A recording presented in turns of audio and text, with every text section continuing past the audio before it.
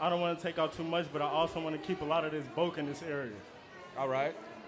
So I'm going to go up about 2 fingers width, and I'm going to go right off the shape of his head, using light pressure and flicking out, and I'm creating the shape for this burst fade.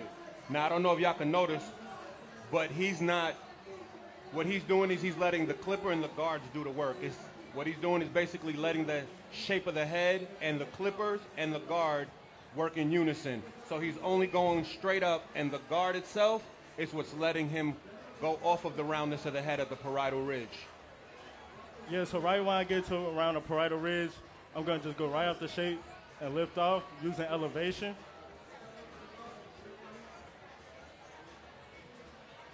Now, it's funny to hear somebody say using elevation when they're using clippers, right? Because elevation is usually a term that you hear when people are using shears and so forth.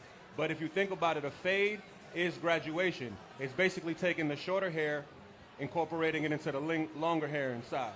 So,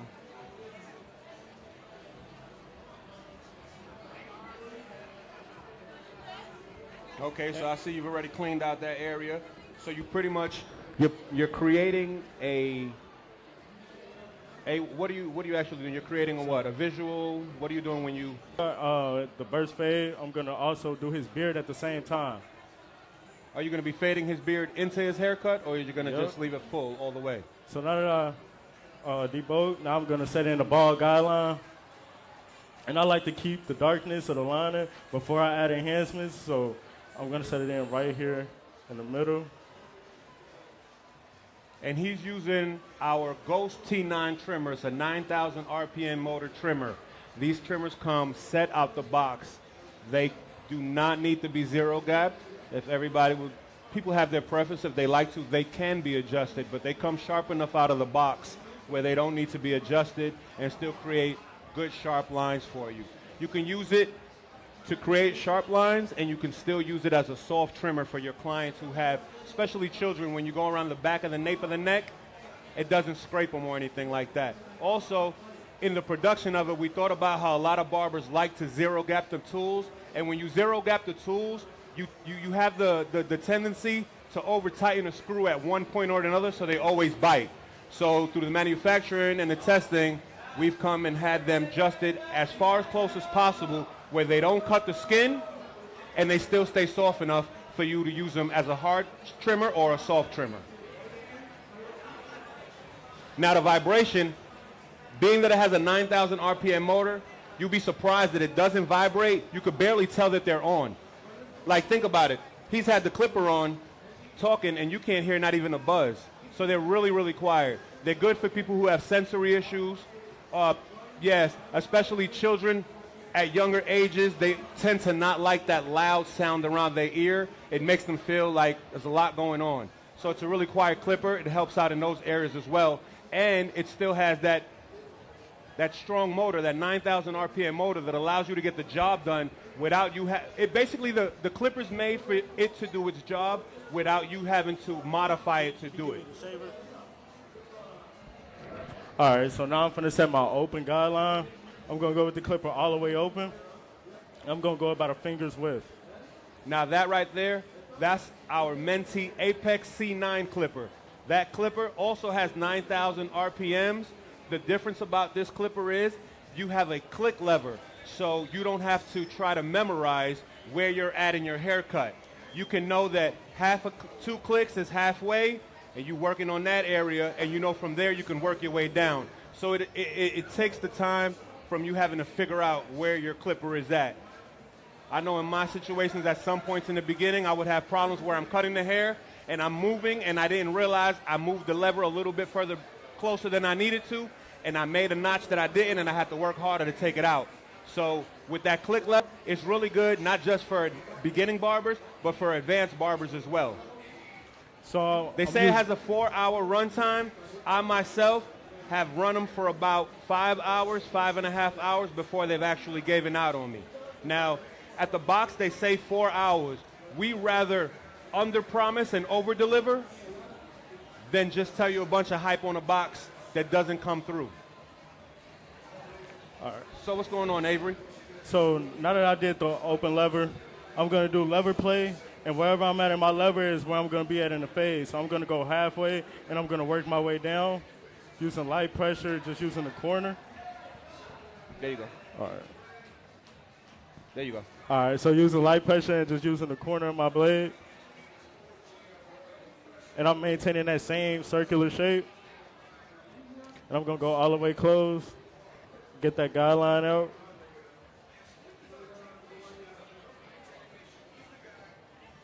All right. Now, I know it's hard for y'all to notice from over there, but if y'all were to take a look, he's creating a really smooth transition between that bald guideline that he made with his trimmer and the second guideline, his secondary guideline that he made with the clipper. A lot of times when you use a trimmer to make that bald line, it's really hard to take that line out. With the clipper, that's what I was trying to say when I said that it's been adjusted pretty much perfectly where you don't have to do anything to it. It allows you to give that bald line that you want without having to worry about making that hard line that you have to come back later on and take out. We want to work harder, not smarter. More time we waste playing with that same haircut is the more time we waste not getting to the next haircut. And we all know time is money in what we do. You want to create a great haircut, you want to create a great service, but you still want to be efficient. And that's what our clippers provide is efficiency as well as power. So I'm still going to blend in the beard at the same time. Keep that in mind. I'm still going about a finger's width. And the finger beard is like blending upside down. So I'm still going to go again. And that's what, your 1.5 right there? Yep, 1.5. So you're working your way up into that 3. Yep. So your 3 is basically like a stopping point, y'all.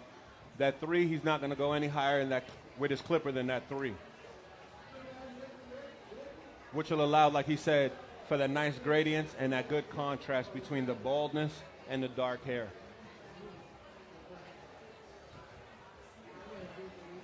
Is there anything any of y'all struggle on when y'all blending or fading? Anybody have any issues, anything? I know we all have that one thing that bothers or irks somebody. Mine is that little lump on the side of the head that doesn't let you take that spot out no matter what you do, so you take the picture from the good side. It's hard for me to know when to open and close, like the half guard to actually go into your main guard. So how you gonna stop at your 3 point when you go in with your 1.5? I never really use like the 1.5. I always have my one guard and try to open it up halfway and take it. So I don't know if it's because I don't have the guard. You got to get the 1.5 guard. Yeah, that's important. That half guard is an important guard. Yeah, half guard and the 1.5 guard. Okay, so she said that she struggled. Let me make sure I'm right. So you struggle with getting the line. Yeah. So she said she struggles with getting the line out. So my advice is, especially as a beginner, I say fade down. That's why that half guard is really. That's why that half guard is real important. But our clippers actually come with from 1/2 to 8. So, yeah.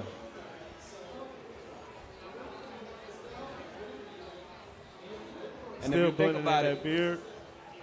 Oh, my bad. for the value, I'm sorry, go ahead. No, What you were saying, go ahead. No, I was just saying I'm blending in the beard. So I just did the 1.5 on the beard as well. By me doing this, by me blending in the beard and the haircut at the same time, it saves me a lot of time. Say you got another client or you running behind, you don't want to take longer on your haircuts. Honestly, I book out in 30-minute intervals, but an average haircut takes only about 15 to 20 minutes for me. So I do little tiny techniques that can help me with speed. Yeah, you're always going to find that thing that you like to do. You're going to find, no matter what method somebody teaches you, you're always going to try to find the method in between that one and yours that fits you. And so now I'm going to use a half guard.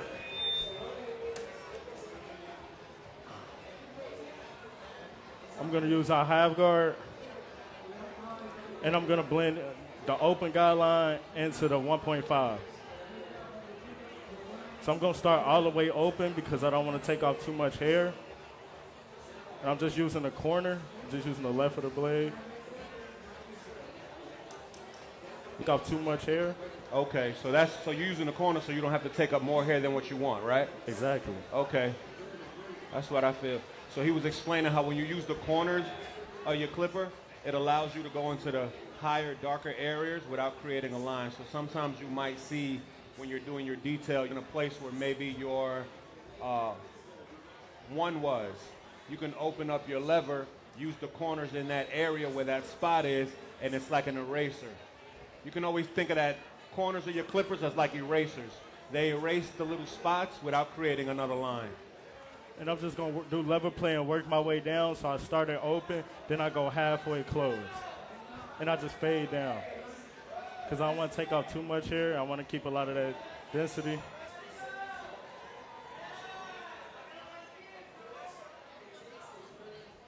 Now I'm going to go all the way closed. Still just using light pressure. I'm letting the clipper do all the work. And not to mention how powerful the clipper is, you can't even hear it on right now. And he's been going back and forth between the clipper and the trimmer, and you don't hear any noise. So like I said, it's a very quiet clipper to have such a strong, powerful motor. So I'm sure y'all see, after I did the 3-guard, you can see it's all this bulk. So I always come in with my blending shears, and I'm just gonna go in. I'm gonna use the wide tee for the blade first. I'm gonna still follow that same round shape. Okay, I see that you constantly moving the blending shear in your And I'm just comb going at up. the same time. Why would you do that? So I wanna work off elevation. So I got it more flush to his head in the lower area. And then I'm just gonna work my way up, and I'm just going right off the shape of his head, because I don't want to take off too much. Right. You So- can immediately see how it's blended this in, and you can still see a lot of the way in this area. So you want to make sure that that comb and that thinning shear are moving at the same time, keeping your cutting blade at the bottom of your comb so you can make sure as you're moving, you're cutting the hair that you need. If not, you're just going to be doing the motion for nothing because the hair is not going to catch. You want to comb the hair back in its natural laying position just to check your progress.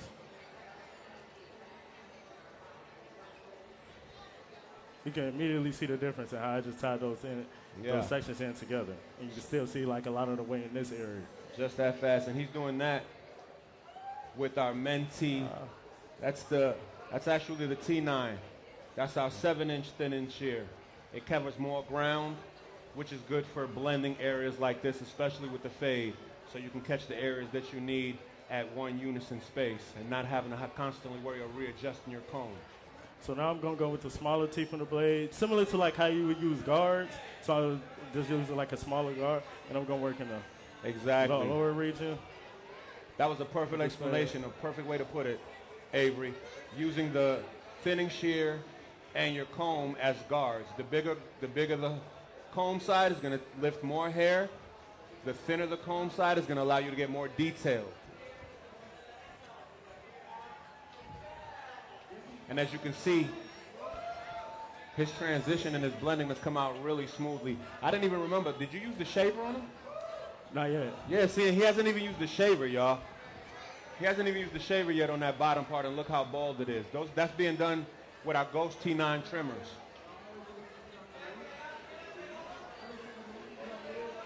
I'm going to do the same thing. I'm telling you, for the value, you're not going to get a better clipper combo, period. You're going to get a shaver, you're going to get a clipper, you're going to get a trimmer, all the guards for your clipper, you're going to get your clipper oil, you're going to get a blending comb, and you're going to get all your guards 1 through 8 with your chargers.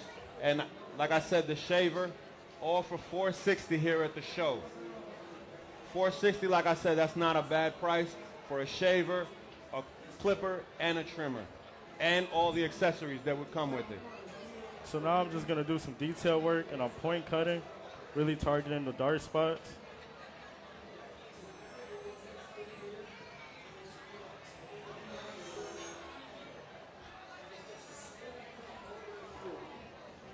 Clean this out your way for you so you don't accidentally fall. I'm going to clean up this area, and create another level. Now, what he's using now is What he's using now is the actual shaver. It's the Volt S5. S is in Sam 5 shaver. It's a variable speed shaver, so it goes from low speeds to high speeds, which is good. Why would you say it's good to go from high to lower speeds with a shaver? So if you want to be more concise and you're more detailing, I would slow the speed down. But then if you're doing like doing a full hair, you're doing a full shave, I would I'll speed the RPM up because you need more power. Which makes a lot of sense, especially when you're using, like he said, detailing. You don't want to use the velocity so hard to make you another spot, because that being the shaver, if you bring it into your faded area, it's going to make a nice chunk. Yeah. So that's why it's really good to use it low. Another trick is use it at a low speed and go with the grain, because you're going to raise that line up. But if you go down, you'll start erasing that line little by little. So similar to just using a clip, it doesn't create no harsh guideline, and even and when I am going against the grain, I'm gonna flick. Okay, Avery, I hear that. That's what I like to hear. And I'm just gonna go over it again. Now, do you start at the top on your C cup and the bottom of your C cup and meet in the middle so that you don't accidentally make an arch that you don't want, or too big of an arch? Yes, I just found that, some people like to come up or go down or come down. That's why I found it's most effective for me. I mean, I could do both techniques. I can come down with it or go up, but Turn this way a little bit when you turn them, so you can turn. Cameraman. There you go. and you can Now see, it's a little easier for y'all to see what he's doing. And I like to keep a lot of hair in the front taper area because whenever I'm doing any haircut, because I want to look naturally enhanced before I enhance it. And then I go in and detail towards the end.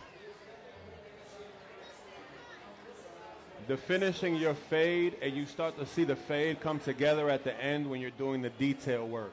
You're going to always just think of it as building. You're building that haircut. You're putting that haircut together. So there's going to be pieces of it, and when it finally comes together is when you start doing that detailing, and you'll start to see how that all flows, and it's all one smooth transition.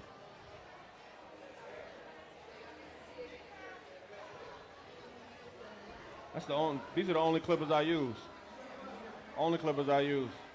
Because they work on all hair texture. Like, y'all can tell by his hair is longer and a little thinner, but you can still use it on more coarse hair or just thick hair overall, and you don't have to worry about the clipper snagging because of the high velocity of the motor. Not to mention that they have titanium cutting blades. The titanium cutting blades are great. Why? One, they stay sharp a lot longer, and two, they're really good with sensitive skin. They don't create any irritation. A lot of clippers tend to create irritation. A lot of them tend to get hot. That titanium blade tends to stand a little bit cooler as it's going. And I'm glad you mentioned that because I've used pretty much every clipper brand, and the main thing I try to look for is irritation. I don't want my clients to ever be uncomfortable. Exactly. So even when I'm zero got these and they are sharp, I can use these on kids. And when they ain't going wince or do none of that because the blade is made to prevent irritation. Exactly, and there's nothing against having a hitter. There's nothing against having a hitter, but you still want to have a soft trimmer, because you can't have a hitter and a soft trimmer in one, but you can, because that Ghost T9, that is your hitter and your soft trimmer all in one.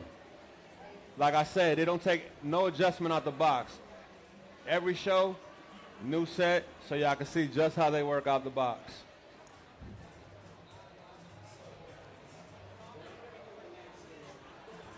I'm just going to do detail work. And as you can see, he's doing now back with